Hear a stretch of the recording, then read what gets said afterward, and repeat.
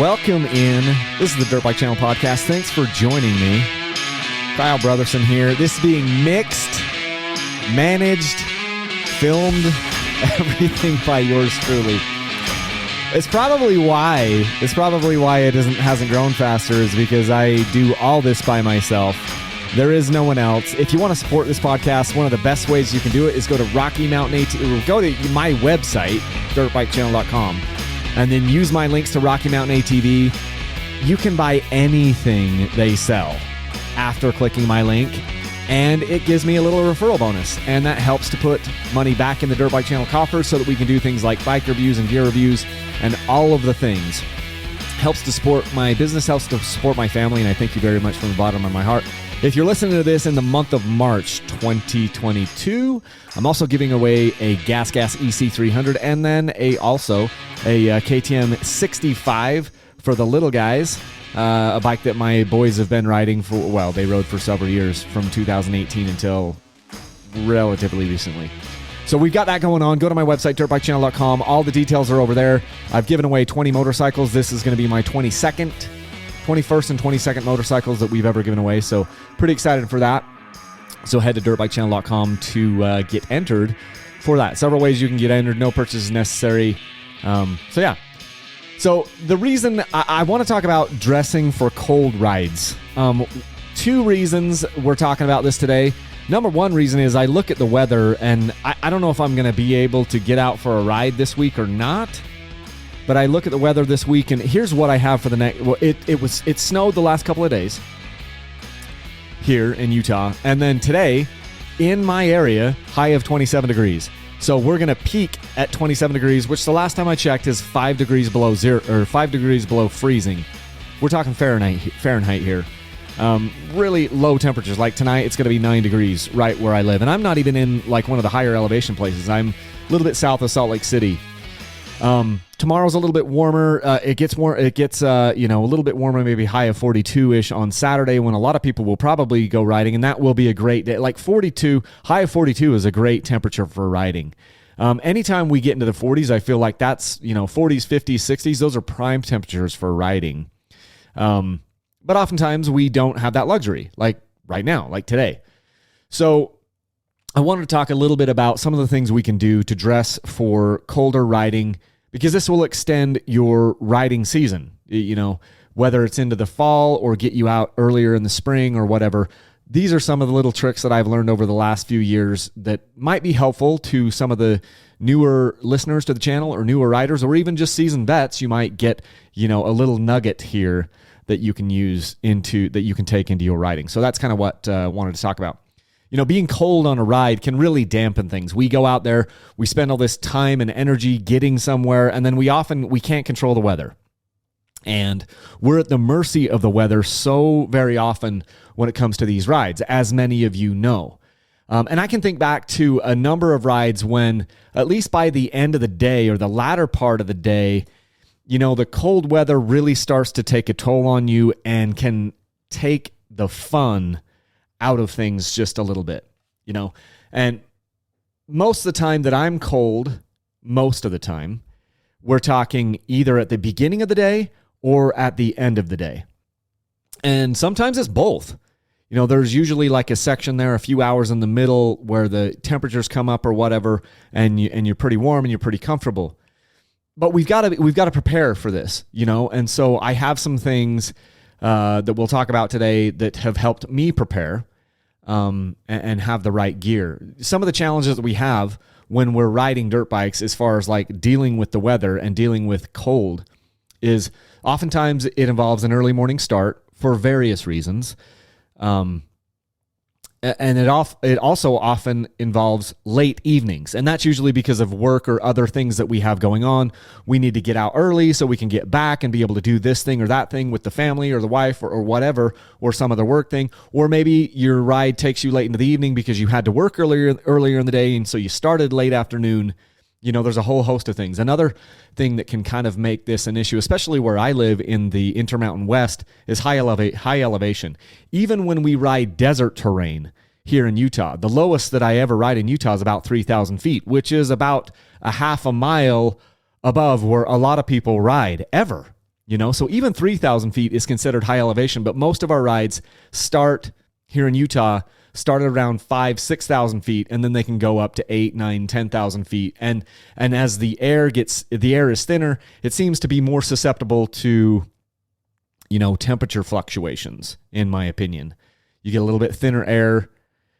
There's pros and cons to that, but, so the high elevation amplifies the temperature swings, I think. And then another thing that we deal with, at least I deal with, is usually my clothes are soaked through with sweat at multiple points of the ride, if not the entire ride. And oftentimes you don't even notice it until you stop in the cold weather, and then all of a sudden, or you go through a fast section, in this cold, and then you find out that, holy cow, there's so much cold, your clothes are so cold next to you because they're soaked with sweat.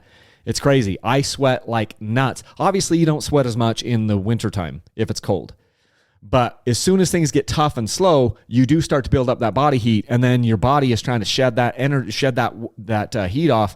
It sweats like in the small of your back, behind your knees, obviously armpits and different things, and it's like all of a sudden you're wet in all these places, and it's funny because, you get these, usually at least on my rides, a lot of times there's some really slow parts, technical parts where you're just, you're wrestling this 250-pound machine plus your body, plus your gear and all that stuff, and your heart rate increases and the body temperatures come up, and then you really start to sweat a lot. And then right after that, or oftentimes after that, you get kind of a faster section where it really just cools you down and suddenly you're freezing. And then luckily, in some cases, you will then have another slower section, which kind of brings the body temperature back up, and you do this cycle. It's just this cycle all day long. And a lot of times at the end of these rides, especially if it's really, really cold, I get in the truck and I just have the heater on, and I'm just like, wow.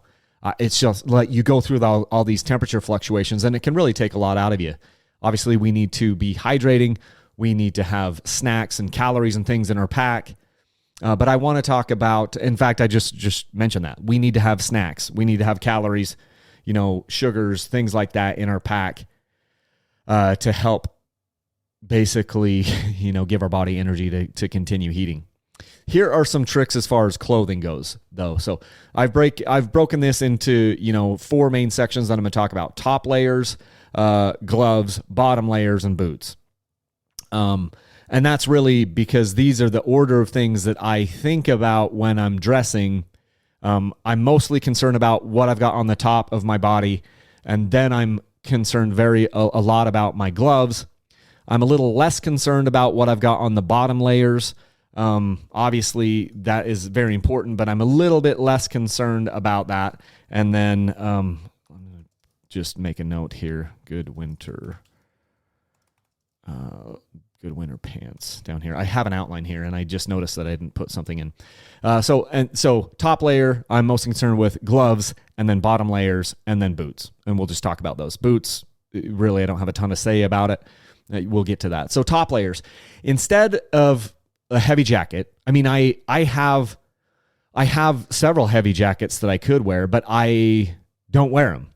One of the reasons is because if I've got a big heavy jacket, I don't have a lot of options with it. And even if I take it off, what am I going to do with it?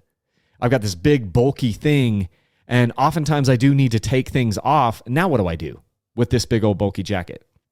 So instead of having a heavy jacket, I will wear 2 to 5, occasionally 6, but a lot of times it's right between 2 to 5 layers. These are just like normal layers on my upper body, in addition to my chest protector and my backpack. And it's also interesting that you get a ton of extra protection, just wind protection, from some sort of a chest protector. Like recently I've been, I used to use Liat Fusion Vest. It's like blocks a lot of the wind in your front and back because of the plastic there. That does actually help keep you warmer. Makes you hot in the summer, but it keeps you warmer in the winter. And the one that I'm using right now is the Bushmaster Tech Vest, which I'll be doing a review on very soon. That is a really breathable piece of, kit, but it also does help keep you warm. It's a little bit of extra insulation. But I will get a good base layer. I mean, I'm talking about, I'm going to try to develop and have some base layers that I can sell on my website. But right now, one of the ones that I have used for the last couple of years that's really good is the Fly Racing base layers. They're not super thick. They're just like a regular, kind of tight, almost compression style base layer. They come in black. You can send me an email. I'll hopefully link to it down in the description of this video that's up on YouTube or this podcast. Put it down in the description. But I'll just wear those. I get those good base layers. It wicks sweat away. And if it's really cold, like today, if the high is 27 and I'm going to go riding, I probably would wear 2 of those. And we'll get into it why. So I'll double up on that base layer, and then occasionally I would even wear 3 different base layers. Usually if I wear 3 different base layers, the one right against my skin is going to be without sleeves. So it'll be like a compression shirt or whatever, a workout shirt that wicks moisture away that doesn't have sleeves. And then on top of that one, there will be one that does have sleeves and maybe 2 that have sleeves. You want to be careful though that you don't get it bunching up on your arms. We'll talk about that on the bottom. I don't want it to bunch up, so you want to be really careful. There's another base layer that I've been trying out. They were crazy expensive. I can't even remember the name of it, but it was like, I don't know, $100 or something for the upper and $100 for the lower, and it's supposed to wick sweat away and all this stuff. You don't need to spend a ton of money. Get yourself a good set of base layers, maybe 2 sets of base layers, and then just keep those in with your dirt bike gear. I like to keep all the gear together, and have it always together in my riding pack. So maybe I'm wearing 2 of those base layers. Then on top of that, I'm going to wear a winter or just less vented jersey. Climb makes some really good stuff. In the Climb line, you've got the Dakar line. Those are my go-to winter weather stuff. They're incredibly durable, and they aren't as vented, that Dakar series, and so it's really warm. And a lot of times I'll wear 2 of those.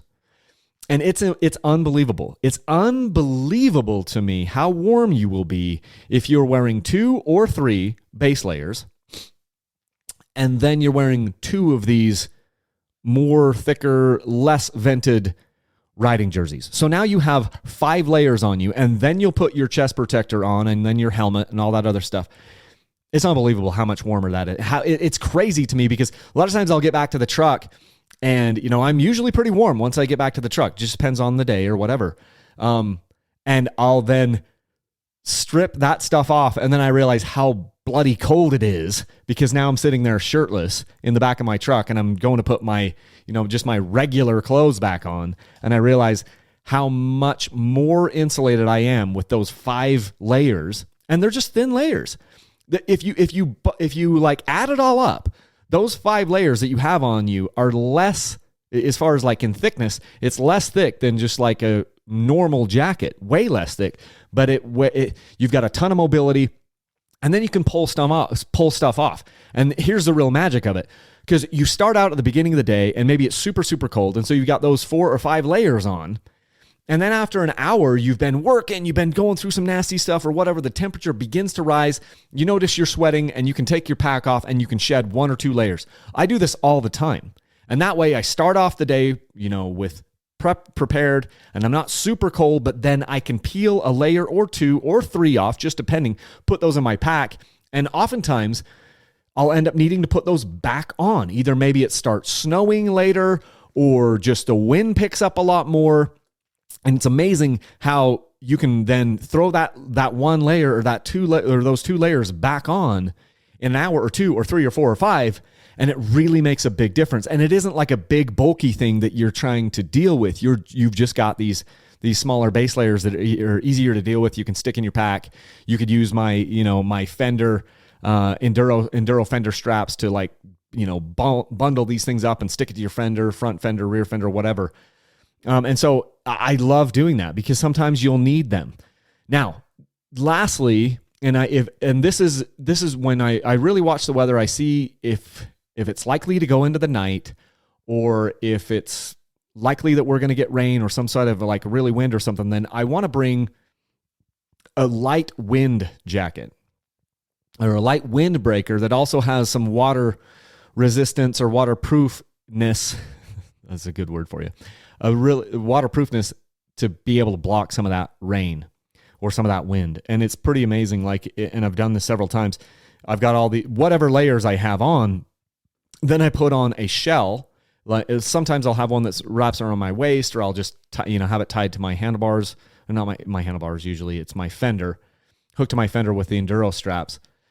You put that light jacket on once it gets kind of nasty, or you could start with it on, and just not even having any insulation on that, just breaking the wind makes a big difference. So those are my things. I'm going to get 2 base layers that I'll put on, compression type, moisture wicking things.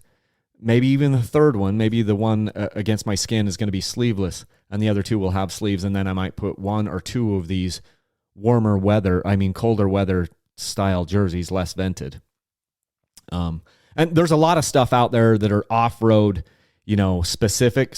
Most of the moto stuff, like motocross stuff, is going to be really well vented because most of the motos happen in hotter weather. So you might need to look at more of the off-road style stuff. Climb has a lot of that stuff. Fox has some stuff. I am going to recommend some Fox gloves later, like Fox Legion gloves.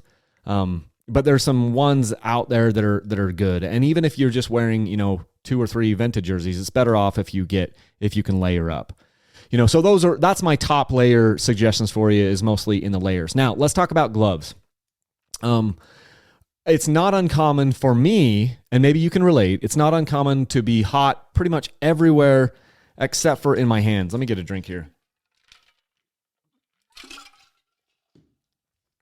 Oftentimes when I start these rides, I can be pretty warm, but the air is so cold and you start moving through, especially if you have some sort of a transition area right when you start the ride, where the speeds are higher, anywhere from 20 to 30, 40 miles an hour or something down some Jeep road or whatever, your hands can get frozen right off the bat.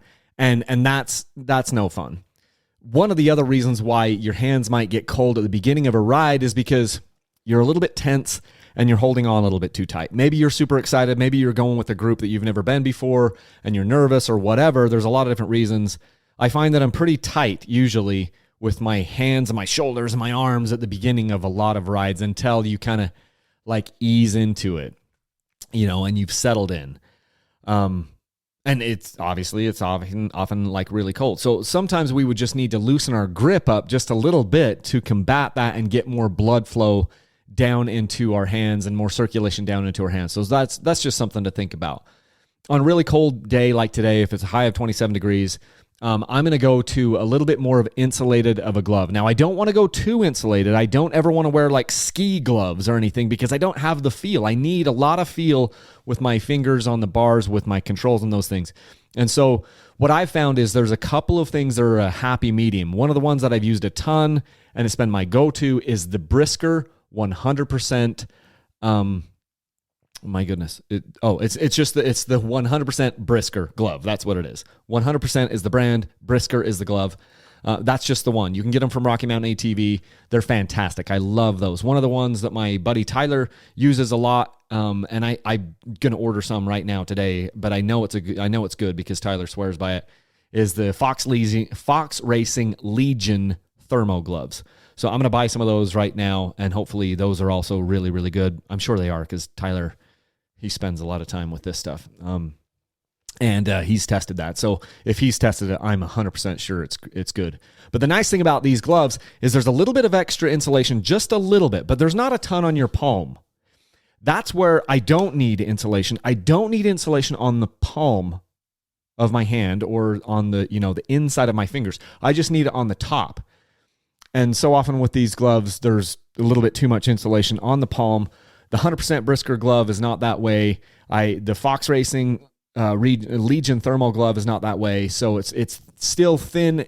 It's a little bit thicker on your palm, but not drastically thicker. And this can really, really help. It's amazing how just having a little bit more insulation on those fingers makes a big difference. Okay. But I also would suggest that you bring an extra set of gloves in your pack. And usually if I'm going to wear, like the colder weather gloves, like a Brisker glove on my hands to start the day, I want to have a thinner pair of gloves in my pack because, like I said, oftentimes the temperatures will climb And if I start to sweat all over or whatever, I don't want sweaty hands. And so I'll switch out to these thinner gloves if the temperatures rise. And then if the temperatures fall again or whatever, I can go back to my, more insulated gloves later in the day if I need. It's also good to have an extra set of gloves in the pack, because sometimes you might dump the bike down in the mud and they'd just be completely destroyed with mud. Maybe they get completely soaked. I don't worry as much if my gloves are soaked, because, if they're just wet, because typically they'll dry off within a half hour or so on the ride. But that can suck a lot of heat out of your hands too. And so it's just nice to have an extra pair of gloves. So I'll carry an extra set of gloves in my pack a lot. Although recently I was on a ride, maybe last month or something, and I went to do that very thing. I started out with the warmer weather gloves, and then it wasn't even long. It was like 10 minutes into the ride. I went to switch out to my, lighter duty gloves, and I had like 2 left-hand ones or 2 right-hand ones or whatever. And so I had to go back to the brisker gloves. And then I made that switch. I got home and kind of made the switch. I keep all this stuff together in one bag. Recently, I've been using just like an old helmet bag, where I just keep it all together. It's like, okay, this is one set of riding gear where it's winter stuff, where I know I'm going to be able to have my base layers. I'm going to have my, the right gloves, the right jerseys, the right pants in there. And I just kind of keep it all there. Another trick with, your hands being cold, and you're going to laugh when I say this. If you just stop for 5 minutes and just warm up your hands, it's amazing how much better everything can feel. Obviously, if you're in some sort of a desert race or something, you don't have, or, enduro race or whatever it is, you're not going to have that luxury.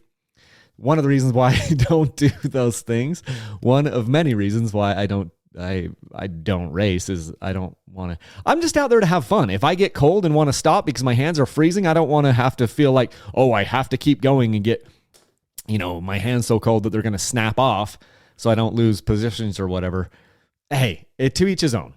But for me, since I'm not like racing competitively or anything, I can just stop for 5 minutes and just enjoy it. I'm riding dirt bikes to enjoy it, so why would I want to be so cold that my hands feel like they're going to snap off? So I'll just stop for 5 minutes. No shame in that. Then moving on to the bottom layers. Okay. So number one thing that's going to be best here, which I didn't even type down until I started this, because it just seems so obvious, is getting a good set of winter riding pants. Again, this is where the Climb pants come in.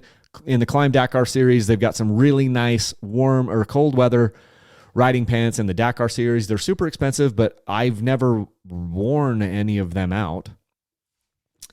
I've ruined a couple pairs by getting them too close to a 4-stroke pipe, like my knee.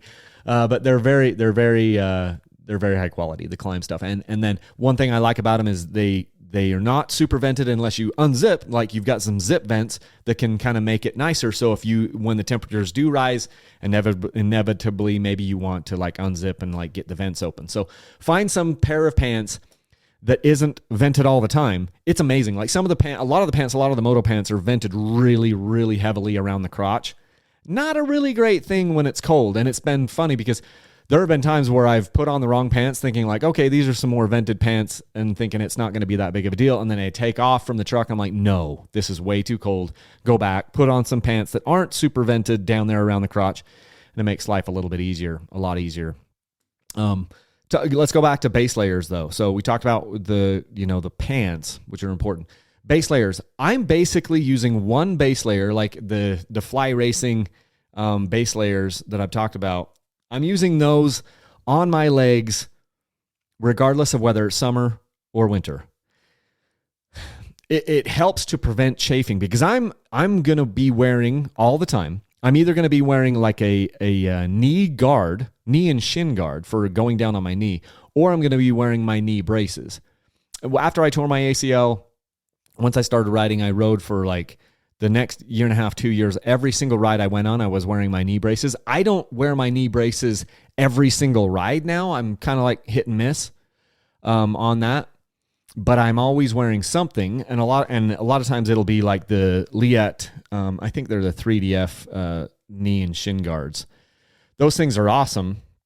I've also destroyed my most recent pair by my 4-stroke pipe, because I was at the AJ Catanzaro class last August or whenever it was, and I didn't even realize that I was burning a hole through my pants and through my my knee guards. But anyway, I'm still using them, but they've got that thing. So I'm wearing these base layers year round. In the summer, it helps to prevent, the chafing. Well, all the time, it helps prevent the chafing of my legs with the knee braces or knee guards that I'm wearing. In the summer, it helps, kind of wick that moisture away. And in the wintertime, it helps to give me a little bit of extra insulation. I don't find that I lose a ton of heat out of my legs and my lower body. So I'm just wearing the one base layer down there. I don't wear two. I've worn two in the past, but it's hard to keep it from bunching up down around my ankles or my calves. And if you've got like the material and stuff bunching up down there and then down in your boot, it can make things really, really uncomfortable. And I don't like that. So I don't find that I get an extra benefit out of going with two base layers. I just wear the one base layer down below and it works. So get some good riding pants that aren't super vented or give you the option to vent or unvent.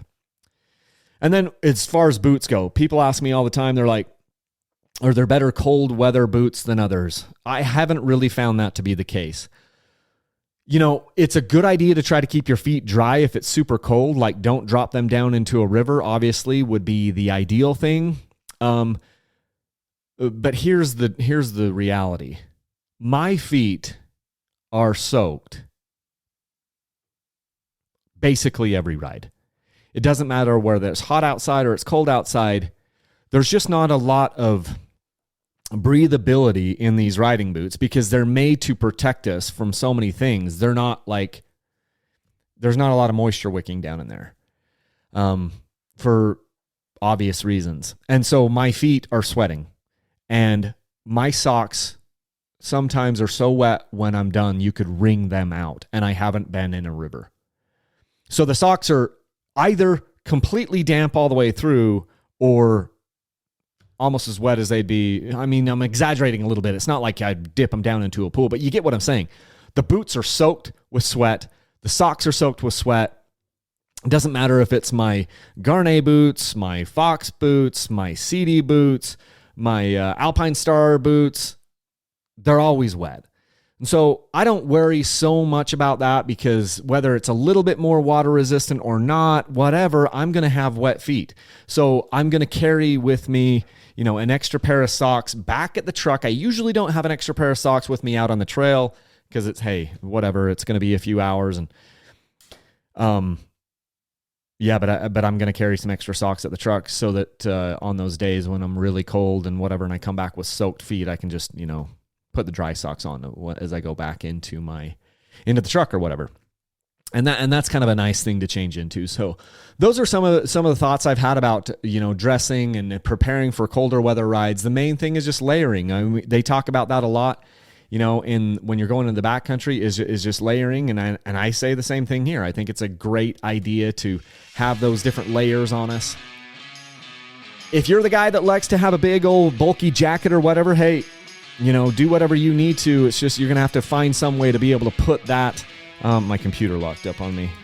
Went into screensaver mode. But you're going to have to find some way to hold that. And it's just harder for me to hold, a big old thing. I'd rather have these smaller layers. So that's what's really worked well for me for some of this cold weather riding, which we inevitably have to do here in the high desert of Utah. So hopefully this information is useful to you guys. If you have suggestions on podcasts or YouTube videos, you can always send me an email, kyle@dirtbikechannel.com. Isn't that crazy? I still say my email on these things. So send me an email. We'll take a look at it. If you haven't entered for the Dirt Bike Channel sweepstakes here in the month of March, go ahead and do that. Go to dirtbikechannel.com. All the details are over there. You can grab a shirt. You can grab tie downs, fender straps, something like that, a hat. Also, any of the orders that you place with Rocky Mountain ATV during this month here in March will also get you entries into the bike. No purchase is necessary because you can go out and, send a postcard in also.